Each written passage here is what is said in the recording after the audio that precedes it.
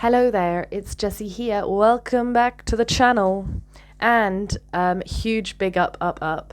Many ups for all of our new subscribers that came in last week. Hi guys. It's such exponential growth, this YouTube thing. Ooh, it's growing. Welcome. If you're completely new and you clicked on my face, there's a reason for it, trust me. So I don't know what it is, but we can find it out together if you stick around. If not, so long, farewell, all the best on your journey. I've noticed in the videos, whenever I do this twitchy thing. Does anyone notice that? I think I don't know if it's anxiety or I don't know what it is. Anyway, I don't do it in normal life, only when I'm recording. Maybe it's the way I hold the microphone. Oh, can you see me? Or can I just not see? Does it gone really blurry? Or is it just is my vision really blurred? Anyway, I'll find out when I'm finished. Okay, guys, so what to do today, what to say. I guess the most topical thing on my mind is, being authentic. This fine line of being authentic and being in a performing type role. Or I don't know if it's performing is the right word, but this, for example, a position of being viewed by others, but remaining authentic within this. Oh, Jesus. Because, let me tell you.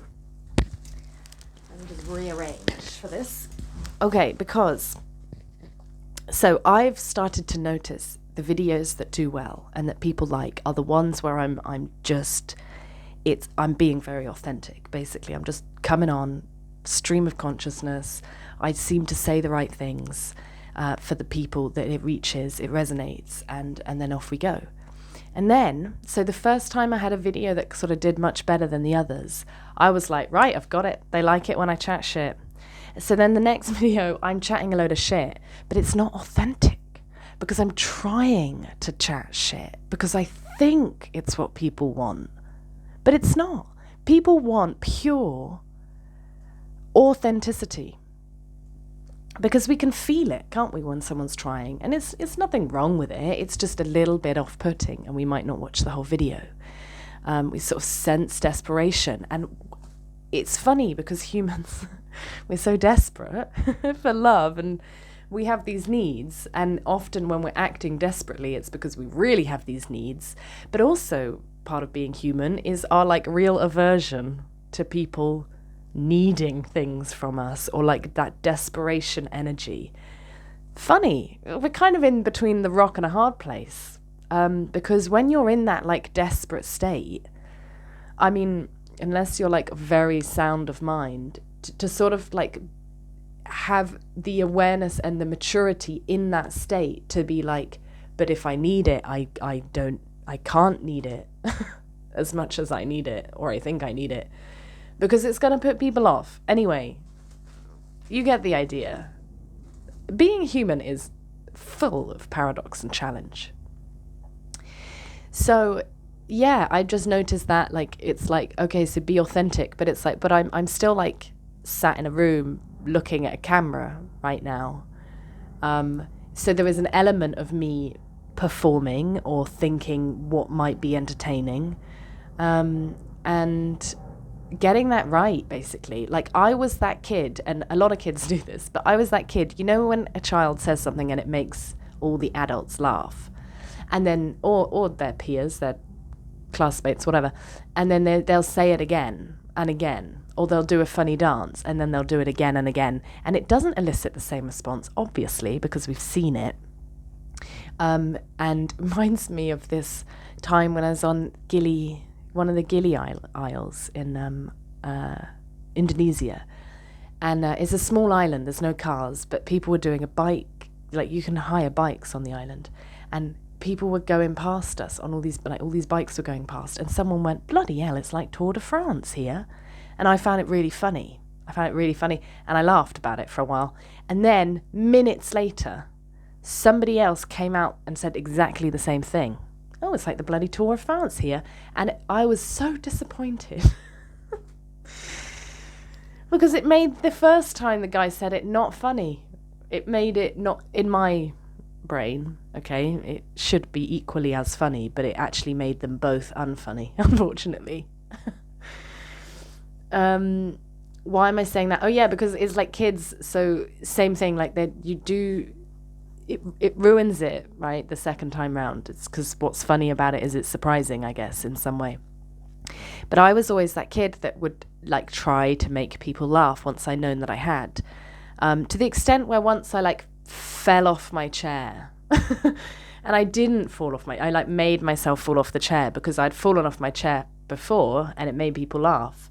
But you can't force falling off a chair. People know, and they did know. And my best friend called me out. She went, she was a little bit mean, okay?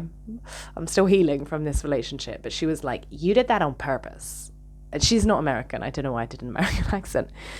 And I was horrified, but she's absolutely right. Like, if I could go back in time now, I'd be like, I did do it on purpose. You're right. I was just trying to make you laugh.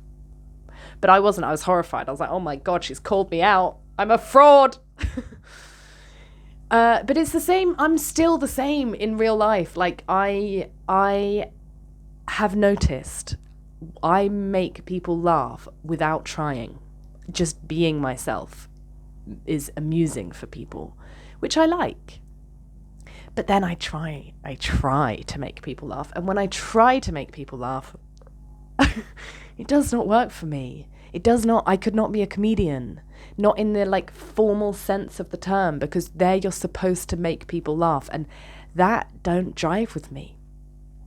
There's something about my path which is like really about being authentic. And I've kind of like always felt this throughout my life. I've always wanted people to be themselves and feel comfortable them being themselves. And kind of showing up as like a person who can do that. Like I like to be an example for people. And I've spent an enormous, like the other half of my life not being authentic, right? Like I know what it's like. It's hard. It's hard. Especially if you are a bit weird, because you get the message again and again that makes people uncomfortable or they don't like it or whatever, blah, blah, blah. Blah, blah, blah, blah. So yeah, I guess this is just me sharing that with you right now in that like my intention is to show up authentically as an example of how we can all be exactly who we are and be loved for that.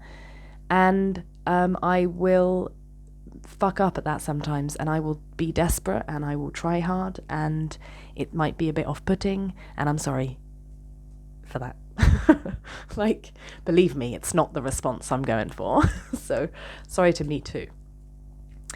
So yeah, don't try, be authentic, hard. Don't entertain. Fine line all the time, isn't there? It's always finding that balance point. Ooh, I bet people who can balance the stones, you know, they find the balance point in these crazy different shaped stones. I bet that transpires over in your life. I bet that's a good skill, actually, to hone. Knowing the balance point. Because to that extent as well, when people are doing the stones, like you're really focusing, that takes a lot of practice. But imagine then your ability to sense the point of balance, because you're doing it externally with rocks, but it's coming from like if you try think about it now, like where in your body you feel where you're going to get the balance point, it's almost like inside as well. So that's probably quite a good skill to hone. Watch this space.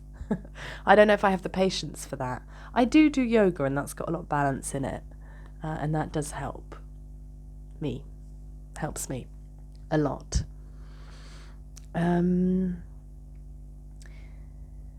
So that's that, and just one other thing I want to share, because this has been like itching on my brain for ages, and and you like that. Someone out there likes that. If you want, okay, I just want to share this because it's been on my mind for ages, and it's something I want to share with you guys. And I got this. I know the name of the person this time, so I can give them credit.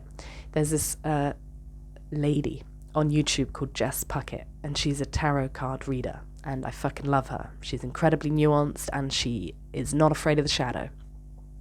And she dishes out a lot of wisdom in her readings, and one thing she says is, if you want self-esteem, do esteemable things. I love that.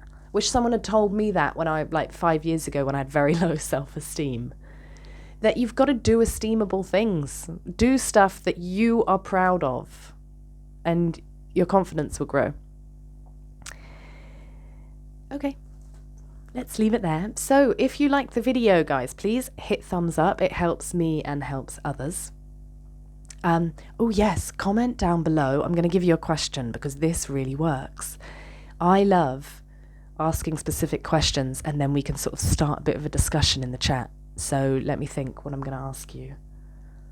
It could be about the self-esteem, like what in your journey of sort of building more confidence or self-love for yourself, what things are esteemable to you? What actions or activities do you take part in that build your self-esteem because they align with your morals and your values? That's a long-winded question. Or just say hi. And if you're completely new and you like this vibe and you like my face and where this is going, hit subscribe, because I turn up 2 to 1 to 3 times a week. And so I will see you in the next video. In the meantime, have a beautiful time with your friends and your family, or with yourself and the animals as well. And I will see you next time. Bye.